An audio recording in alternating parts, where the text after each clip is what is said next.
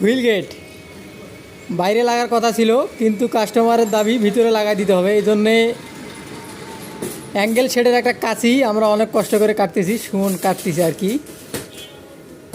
বিপজ্জনক পরিস্থিতি, খড়ির ঘর, খড়ির স্টোর রুম, সেখানে অনেক প্রতিরোধ দিয়েও আমরা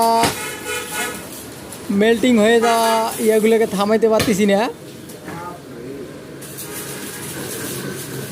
সেই রকম একটা পরিস্থিতি। পাশে কত খড়ি দেখতে পাচ্ছেন। এই যে বড় ভাই পানি দিচ্ছে আগুন যাতে না ধরে।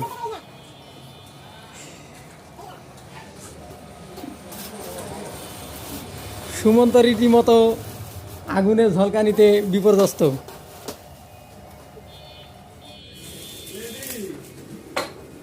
এই যে কাটা শেষ, আমাদের কাজ শেষ। ওই যে সামান্য একটু জায়গায় আমাদের বিপদ ঘটাইছে। এই যে এই জায়গাটার জন্য